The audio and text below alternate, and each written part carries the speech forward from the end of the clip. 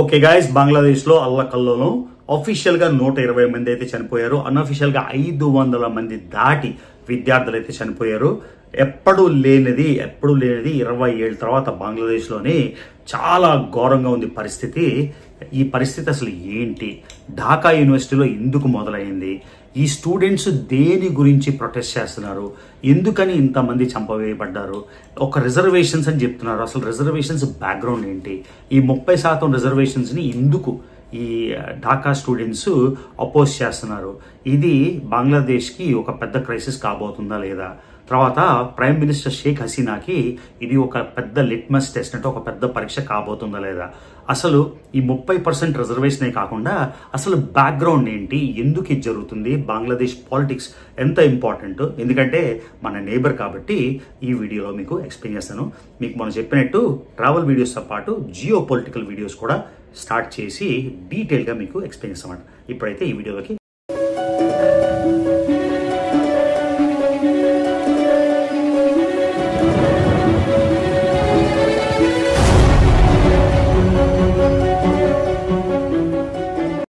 Hello family, నేను మళ్ళీ మీ Ravi. So వెనిజువేలాలోని మీకు ఆల్రెడీ 4 వీడియోలు అయితే పోస్ట్ చేశాను. అవి సరిగ్గా రీచ్ అవ్వట్లేదు, ఆబ్వియస్గా ఎందుకో మీకు తెలుసు, రీచ్ అవ్వకుండా చేస్తున్నారు కాబట్టి. కానీ నిన్న నేను ట్రంప్ మీద వీడియో చేసినప్పుడు మీకు ఏం చెప్పానంటే ట్రావెల్ వీడియోసే కాకుండా జియో పొలిటికల్ వీడియోస్ కూడా చేద్దామని. సో బంగ్లాదేశ్లోని లేటెస్ట్గా అల్లకల్లోలం జరుగుతుంది, దాని గురించి మాట్లాడే ముందు సో వెనిజువేలా 195వ దేశం, 195కి 195 దేశాలు కంప్లీట్ చేసిన ఏకైక తెలుగువాడిని. తర్వాత 4 వీడియోలు అయితే పోస్ట్ చేశాను. ఫస్ట్ 3 వీడియోలు, 4గో వీడియో కొంచెం ముందర. సో ఒకవేళ మీకు ఇది రీచ్ అవ్వకపోతే ప్లేలిస్ట్లో వెనిజువేలా ప్లేలిస్ట్ ఉంది, లేకపోతే నా వీడియోస్కి వెళ్ళి లేటెస్ట్ వీడియోస్లో వెనిజువేలాలో ఏం జరుగుతుంది ఇవాళ స్లమ్ టూర్ అయితే పెట్టాను. ఓకే, సో ఇది అయిపోయింది కాబట్టి బంగ్లాదేశ్లో అల్లకల్లోలం అయితే జరుగుతుంది. ప్రస్తుతానికి ఇంటర్నల్ నెంబర్స్ ఏంటంటే బయట అఫీషియల్ నెంబర్స్ కాకుండా ఇంచుమించుగా 500 మంది విద్యార్థులు అయితే చనిపోయారని మా ఫ్రెండ్కి కాల్ చేస్తే చెప్పాడు. అదే కాకుండా బంగ్లాదేశ్లోని నెట్వర్క్లు లిమిట్ చేశారు, ఇంటర్నెట్ ఆపేశారు, తర్వాత మొత్తం కర్ఫ్యూ, బంగ్లాదేశ్ అంతా కర్ఫ్యూ. ఇది మీరు ఎక్కడైనా న్యూస్లో చూడొచ్చు, పెద్ద విషయం లేదు, అల్లకల్లోలం అయింది, ఎంతమంది చనిపోయారు అది ఇది అని. కాకపోతే ఈ సమస్య ఏంటి, బంగ్లాదేశ్ పాలిటిక్స్ మీద నాకు మంచి అవగాహన ఉంది కాబట్టి మళ్ళీ చెప్తున్నా, ఇది సింగిల్ టేక్లో మొత్తం వీడియో చేస్తున్నా. ఏదైనా ఓవర్ స్పీచ్ చేసి ఏదైనా కొంచెం తప్పు దొరికితే మీరు అర్థం చేసుకోగలరు, ఎందుకంటే మళ్ళీ కూర్చొని ఎడిట్ చేయండి కాబట్టి. సో బంగ్లాదేశ్లోని ప్రస్తుతానికి 500 మంది చనిపోయారు. 1000 మంది విద్యార్థులు భారతదేశం, నేపాల్, తర్వాత భూటాన్కి చెందిన కొంతమంది విద్యార్థులు అయితే 1000 మంది ఇంచుమించుగా పొటాపొట్టిగా వచ్చేసారు. ఇంకా 4000 మంది బంగ్లాదేశ్ యూనివర్సిటీలో చదువుతున్నారు. వాళ్ళకు కూడా సేఫ్ పాసేజ్ ఇవ్వాలని మినిస్ట్రీ ఆఫ్ ఎక్స్టర్నల్ అఫైర్స్ అయితే నోటీస్ జారీ చేసింది. సో ఫ్లైట్స్ అవి బుక్ చేసినా కూడా కర్ఫ్యూ వలన, ఎయిర్పోర్ట్లు అవి క్లోజ్ అయిపోవడం వల్ల, తర్వాత ప్లేన్లు కూడా రద్దు అయిపోవడం వల్ల కొంతమంది అయితే స్టక్ అయిపోయారు, అక్కడ ఇరుక్కున్నారు. వాళ్ళకు కూడా ఎలా అయినా భారతదేశం గవర్నమెంట్ సేఫ్ పాసేజ్ అయితే ఇచ్చేస్తుంది. సో ఈ సమస్య ఏంటి అంటే, మొన్న నేను బంగ్లాదేశ్ ఒక 3 నెలల బ్యాక్ బంగ్లాదేశ్ వెళ్ళాను. చాలా విస్తృతంగా పల్లెటూరులో అన్నిలో చూశాను. ఆ బంగ్లాదేశ్ సిరీస్ కూడా పెట్టాను, కానీ అది కూడా రీచ్ అవ్వలేదు. మీకు అర్థమైంది కదా ఎందుకు రీచ్ అవ్వలేదు. సో ఆ సిరీస్ కూడా మీరు చెక్ చేసుకోవచ్చు బంగ్లాదేశ్ సిరీస్లోని. సో కొంచెం సమస్య గురించి మాట్లాడాలంటే ప్రధానంగా ఢాకా రాజధానిలోని ఢాకా యూనివర్సిటీలోని విద్యార్థులు అయితే ప్రొటెస్ట్ చేశారు. ఎందుకంటే బంగ్లాదేశ్లో 30% రిజర్వేషన్ ఉంది. ఆ 30% రిజర్వేషన్ ఎవరికి ఉందంటే వెటరన్స్ అంటే మిలిటరీలోని, ఎయిర్ ఫోర్స్లోని, నేవీలోని పనిచేసిన వాళ్ళకి 1971లో స్వాతంత్ర యుద్ధం జరిగింది. సో దీనికి కొంచెం మీకు ఎక్స్ప్లెయిన్ చేస్తాను తెలియని వాళ్ళ కోసం. 1947లో భారతదేశం 2 దేశాలుగా స్ప్లిట్ అయినప్పుడు, 2 దేశాలుగా విభజించినప్పుడు పాకిస్తాన్ అని ఒక దేశం, భారతదేశం అని ఒక దేశం ఏర్పడబడ్డాయి. సో పాకిస్తాన్ అనేది 2 ముక్కలు, ఒకటి పడమటి పాకిస్తాన్ అంటే వెస్ట్ పాకిస్తాన్, ఒకటి తూర్పు పాకిస్తాన్ అంటే ఈస్ట్ పాకిస్తాన్, మధ్యలో పెద్ద India. So west Pakistan, east Pakistan. So 1947 నుంచి 71 వరకు 2 ముక్కలుగా పాకిస్తాన్ అయితే ఉండేది. మీరు ఏ ఇండియా మ్యాప్ చూసినా ప్రస్తుతం ఉన్న బంగ్లాదేశ్ని ఈస్ట్ పాకిస్తాన్ అని అంటారన్నమాట. కాకపోతే ప్రపంచంలోని మతాల పరంగా దేశాలు విభజించబడ్డాయి, పాలసీ పరంగా విభజించబడ్డాయి, కానీ భాష పరంగా విభజించబడ్డ దేశాలు చాలా తక్కువ. సో పాకిస్తాన్ అనే దేశంలోని వెస్ట్ పాకిస్తాన్లోని ఉర్దూ స్పీకింగ్ మెజారిటీ పంజాబ్ కాబట్టి పంజాబీ స్పీకింగ్, తర్వాత సింధీ స్పీకింగ్. కాకపోతే అందరినీ యునైట్ చేయడానికి ఒక ఉర్దూ భాష అయితే పెట్టారు. కానీ ఈస్ట్ పాకిస్తాన్ అంటే ప్రస్తుతం బంగ్లాదేశ్లో బెంగాలీ. వాళ్ళకి భాష అంటే అమితమైన చాలా ప్రీతి. అంతేకాకుండా వాళ్ళు కస్టమ్స్ కూడా హిందూ కస్టమ్స్లో ఉంటాయి. ఎందుకంటే అందరూ చీరలు కట్టుకుంటారు బంగ్లాదేశ్లో. ముస్లిమ్స్ అయినా కూడా బొట్లు పెట్టుకుంటారు. అన్ని పూజలు అంటే వెస్ట్ పాకిస్తాన్కి కంపారిటివ్గా ఈస్ట్ పాకిస్తాన్ అయితే మన వెస్ట్ బెంగాల్లా ఉంటుంది. ఓకే, సో ఎప్పుడైతే షేక్ ముజిబుర్ రెహమాన్ అనే ఆయన కూడా ప్రెసిడెంట్గా కంటెస్ట్ చేసి 1970లో ఆయనకి ఎక్కువ సీట్లు వచ్చినా కూడా వెస్ట్ పాకిస్తాన్లోనే వాళ్ళ ప్రధానమంత్రి ఉండాలని ఆయన్ని సప్రెస్ చేసేసారు. అప్పుడు ఈయన కొత్త మూమెంట్ అయితే మొదలెట్టి సుభాష్ చంద్రబోస్ అయితే ఎలాగ ఆజాద్ హింద్ ఫోర్స్ అని ఒక ఫోర్స్ని ఇండియన్ నేషనల్ ఆర్మీ స్థాపించాడు. ఆయన అలాగా ముక్తి బాహిని, ముక్తి అంటే ఫ్రీడమ్, బాహిని అంటే వాహిని, అంటే స్వరాజ్య వాహిని, ముక్తి బాహిని అని ఒక రెబెల్ మూమెంట్ స్టార్ట్ చేసి వెస్ట్ పాకిస్తాన్తో పోరాడడం మొదలెట్టాడు.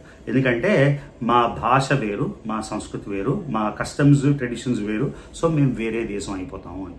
ఓకే, ఆయన పేరు షేక్ ముజిబుర్ రెహమాన్.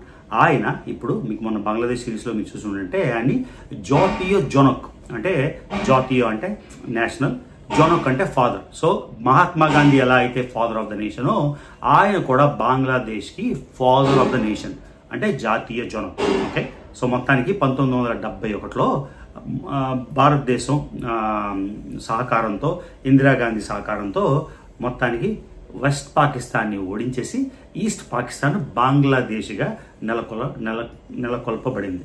సో ఆయన షేక్ ముజిబుర్ రెహమాన్ అయితే ఆయన లీడర్ అయిపోయాడు. ఆయన పార్టీ పేరు అవామీ లీగ్. ఓకే, కానీ ఆయన నియంతృత్వం ఎక్కువైపోయి శ్రీలంకలో మీకు తెలుసు కదా, ఆయన పేరేంటి, మహింద రాజపక్ష కూడా ఎల్టీటీఈని అంతమొందించేసి ఆయన కూడా ఒక డిక్టేటర్లా తయారైతే కొంతకాలానికి ఆయన పవర్ పోయింది. మహిపాల ఎవరు వచ్చారు తర్వాత. అలానే 1971 నుంచి ఆయన ఒక పెద్ద ఆటోక్రాట్ లాగా, ఒక రాజులాగా ప్రవర్తిస్తుంటే మిలిటరీ ఆఫీసర్స్ కొందరు లీడర్ జియావుర్ రెహమాన్ అనే లీడర్షిప్లోని ఆయన్ని ఆయన ఫ్యామిలీలో పిల్లల్ని, భార్యని, కొడుకుల్ని, అల్లుడిని అందరినీ మొత్తానికి చంపేశారు. అది కరెక్టా అంటే అస్సలు కరెక్ట్ కాదు, చాలా తప్పు. కాకపోతే షేక్ ముజిబుర్ రెహమాన్కి 2 కూతురు ఉన్నారు. ఆ 2 కూతుర్లు లండన్లో ఉండిపోవడం వల్ల వాళ్ళిద్దరూ బతికారు. మిగతా ఫ్యామిలీ అంతా కూడా చచ్చిపోయారు. ఈ జియావుర్ రెహమాన్ అనే ఆయన తర్వాత బంగ్లాదేశ్కి డిక్టేటర్ అయిపోయాడు. ఓకే, ఇది గుర్తుంచుకోండి. సో ఈ ముజిబుర్ రెహమాన్ కూతురు షేక్ హసీనా. ఆ షేక్ హసీనా లండన్ నుంచి వచ్చేసి మొత్తానికి ఎంతో ఫైట్ చేసి మొత్తానికి ఆవిడ అవామీ లీగ్ పవర్లోకి వచ్చింది. ఈ జియావుర్ రెహమాన్ కూడా తర్వాత ఆయన చంపేశారో చచ్చిపోయాడో నాకు గుర్తులేదు. జియావుర్ రెహమాన్ వైఫ్, ఆవిడ పేరు ఖాలేదా జియా. ఓకే, సో ఆవిడ బంగ్లాదేశ్ నేషనల్ పార్టీ అని అపోజిషన్కి ఇంకో లీడర్. సో ఇక్కడ ప్రధానంగా 2 లీడర్లు, ఒకళ్ళు Awami League leader Sheikh Hasina Wazed, 2 Bangladesh National Party Khaleda Zia, 2. ఓకేనా, సో మొత్తానికి ఒకసారి ఈవిడ ప్రైమ్ మినిస్టర్ అయింది, ఒకసారి ఆవిడ ప్రైమ్ మినిస్టర్ అయింది, మళ్ళీ ఈవిడ ప్రైమ్ మినిస్టర్ అయింది. కానీ లాస్ట్ టైం షేక్ హసీనా వచ్చేసాక మొత్తానికి మళ్ళీ నియంతృత్వంలా చేసేసి ఎక్కడ పడితే అక్కడ ఓన్లీ షేక్ ముజిబుర్ రెహమాన్. మీరు ఎయిర్పోర్ట్లో దిగితే, ఢాకా ఎయిర్పోర్ట్లో నా వీడియోలు చూడండి, ఎక్కడ చూసినా ఆయనే, ఎయిర్పోర్ట్ అంతా ఆయన స్పీచ్లు అలా కంటిన్యూస్గా ప్లే అవుతుంటాయి.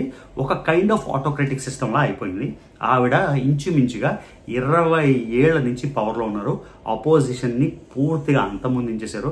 ఎక్కడ అపోజిషన్ వాయిస్ వినపడడానికి లేదు. ఖాలేదా జియా ఎవరు పవర్ లేకుండా. కానీ నేను లోకల్లో వెళ్తున్నప్పుడు ఎవరిని అడిగినా జాతీయ జొనక్, అవామీ లీగ్, జోయ్ బాంగ్లా, షేక్ హసీనా అని అంటున్నా కూడా ప్రైవేట్గా మాట్లాడుతుంటే చాలామందికి ఈ షేక్ హసీనా అంటే కోపంగా ఎందుకు ఉందంటే, చెప్పాను కదా మీకు, మహింద రాజపక్ష శ్రీలంక ఎగ్జాంపుల్. ఎవరికి కూడా నియంతృత్వం లేకపోతే డిక్టేటర్షిప్ నచ్చదు. కాబట్టి చాలామంది లోపల ఇదైతే బిల్డప్ అవుతుందన్నమాట, ఈ హేట్రెడ్ షేక్ హసీనా అంటే ఎవరికి, అపోజిషన్ వాళ్ళకి. సో ఇప్పుడు అదును దొరికింది కాబట్టి అదునంటే ఆ 1971 పోరాటంలో ప్రైమరీగా షేక్ ముజిబుర్ రెహమాన్ పార్టీ, అవామీ లీగ్ అంటే ఇప్పుడు ప్రస్తుతం షేక్ హసీనా ప్రధానమంత్రి పార్టీ, వీళ్ళందరూ ఫైట్ చేశారు కాబట్టి వాళ్ళ పిల్లలకి 30% రిజర్వేషన్ గవర్నమెంట్ కోటాలో ఉంది, జాబ్స్లోని అన్నింటిలోని.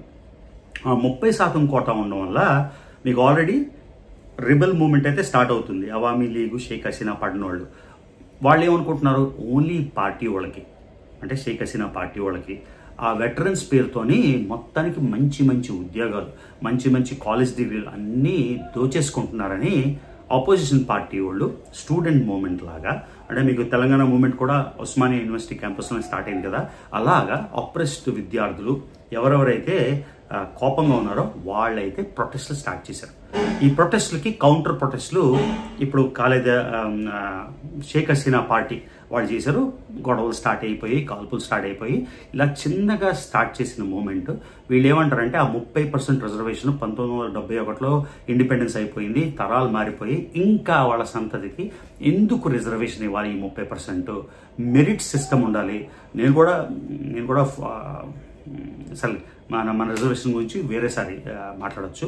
సో మెరిట్ సిస్టమ్కి ప్రాధాన్యత ఇవ్వాలి, రిజర్వేషన్ తీసేయాలని గొడవలు స్టార్ట్ అవ్వగానే మొత్తం కర్ఫ్యూలు అవి పెట్టి మొత్తానికి అది యూనివర్సిటీ నుంచి యూనివర్సిటీ స్ప్రెడ్ అయిపోయింది. 1971లో కూడా ఛాత్ర అంటారు కదా, ఛాత్ర మూమెంట్, అది కూడా యూనివర్సిటీలో స్టార్ట్ అయ్యి మొత్తానికి స్వాతంత్రం అయితే వచ్చేసింది. అలానే ఈ మూమెంట్ అయితే స్టార్ట్ అవుతుంది. సో ఈ రిజర్వేషన్ గురించి అయిందా అనకుండా మొత్తం హిస్టరీ అయితే మీకు చెప్పాలనుకున్నా, ఎందుకంటే నాకు బంగ్లాదేశీ పాలిటిక్స్ కొంచెం బాగానే అవగాహన ఉంది కాబట్టి. సో బేసిక్గా షేక్ హసీనా వాజేద్ ఆవిడ 20 ఏళ్ళుగా ప్రైమ్ మినిస్టర్గా ఉంది, ఆపోజిషన్ని బతకనివ్వట్లేదు కాబట్టి ఈ విధంగా అగ్గి రాజేసుకొని మొత్తానికి మూమెంట్ అయితే స్ప్రెడ్ అయిపోయింది. ఈ మూమెంట్ ఇంచుమించుగా 500 మంది చనిపోయారు, మొత్తం హాల్ట్ అయిపోయింది, ఇంటర్నెట్ సర్వీసెస్ డౌన్, ఇంకేదో డౌన్. మీరు అనుకోవచ్చిందలా నేను కాంటాక్ట్ చేసిన లోపలికి ఎలా అంటే ఉంటాయి కదా వాళ్ళకి కూడా శాటిలైట్ ఫోన్లు, బంగ్లాదేశ్ కొంచెం బాగానే ఉన్నోళ్ళు తెలుసు కాబట్టి మొత్తానికి మాట్లాడితే తెలిసిందంటే ఇంచుమించుగా 500 చనిపోయారు, ఇంకా వేల మంది కూడా చనిపోయి ఉంటారు. కానీ నెంబర్స్ బయటికి రాకుండా చేస్తున్నారు కాబట్టి మొత్తం అగ్గి అయితే రాజేసుకుంది. ఏదైనా సరే నియంతృత్వం కొన్నాళ్లే ఉంటుంది, కొన్నాళ్ళ తర్వాత ప్రజలు తిప్పికొట్టేశారు. కాబట్టి ఇక్కడ చాలా ఇంపార్టెంట్ ఏంటంటే పాకిస్తాన్, బంగ్లాదేశ్, ఇండియా 3 ఒకటే కదా 1947 ముందు. మన దేశంలో మాత్రం 1975 వాటెవర్ ఎమర్జెన్సీ మినహాయించి ఎప్పుడు డెమోక్రసీ వర్ధులు. సో భారతదేశంలో అయితే డెమోక్రసీ పటిష్టంగా ఉంది, కాకపోతే పాకిస్తాన్లోనే డెమోక్రసీ పటిష్టంగా లేదు. బంగ్లాదేశ్లో కూడా మధ్యలో ఒక 10 ఏళ్ళు మీకు తెలుసు, షేక్ ముజిబుర్ రెహమాన్ తర్వాత జియావుర్ రెహమాన్ తర్వాత హెచ్ఎం ఎర్షాద్, వీళ్ళందరూ డిక్టేటర్లు. ఆ తర్వాత డెమోక్రసీలోని షేక్ హసీనా ఒకసారి, ఖాలిదా జియా ఒకసారి, మళ్ళీ షేక్ హసీనా, మళ్ళీ ఖాలిదా జియా, తర్వాత మళ్ళీ షేక్ హసీనా వచ్చేసి మళ్ళీ పేరుకే డెమోక్రసీ, మొత్తం హెజిమోనీ, తర్వాత ఆటోక్రసీలా అయిపోయింది. సో ఈ 30% రిజర్వేషన్ సాకుతోని మొత్తానికి అపోజిషన్ పార్టీలు అయితే షేక్ హసీనాకి ఒక బుద్ధి చెప్పాలని నిశ్చయించుకొని మొత్తానికి కంట్రీ దేశం అంతా ఇప్పుడు అల్లకల్లోల పరిస్థితిలో ఉంది.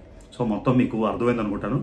స్టార్టింగ్లో చెప్పినట్టు సింగిల్ టేక్ తీస్తున్నాం కాబట్టి ఎక్కడైనా ఏదైనా మిస్టేక్ అయితే కామెంట్లో పెట్టేసి ఐ గాట్ యూ కాకుండా మీరు అర్థం చేసుకోవాలి, మొత్తం ఎక్స్ప్లెయిన్ చేశానని అనుకుంటా.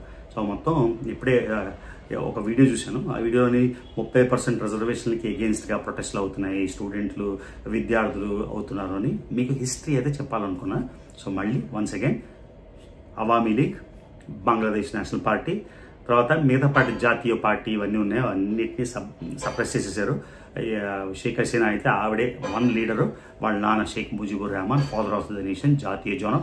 ఎక్కడ చూసినా ఆయన జాతీయ జోనంకు. సో నేను ట్యాక్సీలో వెళ్ళినప్పుడు లేకపోతే ర్యాపిడో బైక్ల మీద వెళ్ళినప్పుడు చాలామంది షేక్ హసీనా మంచిది కాదని.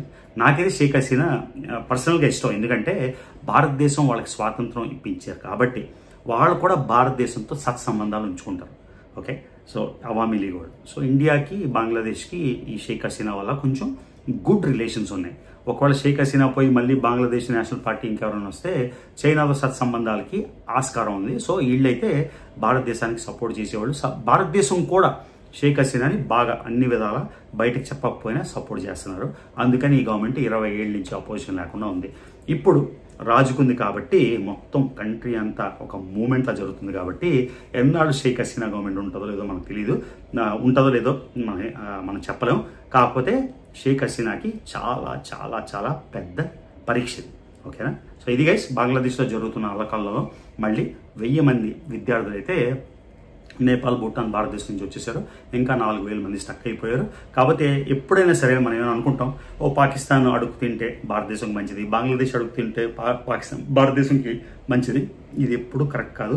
మన నైబర్స్ ఎకానమీ కానీ పొలిటికల్ సిచ్యువేషన్ కానీ బాగాలేకపోతే అది డైరెక్ట్గానే ఇండైరెక్ట్గానే మన దేశం మీద కూడా పడుతుంది. సో నైబర్స్ బాగుంటేనే మంది బాగుంటాం. కాబట్టి బంగ్లాదేశ్లో ఇది అల్లకల్లోలం అయిపోవడం భారతదేశానికి అయితే లాంగ్ టర్మ్లో మంచిది కాదు. కాబట్టి హోప్ఫుల్ ఇది శాంతింపజేసేసి మొత్తానికి ఏదో ఒక సమస్యకి ఒక సొల్యూషన్ అయితే వస్తుందని మనం ఆశిద్దాం. ఓకేనా? ఇది గైస్ బంగ్లాదేశ్లో జరుగుతున్న అల్లకల్లోలం గురించి అప్డేట్.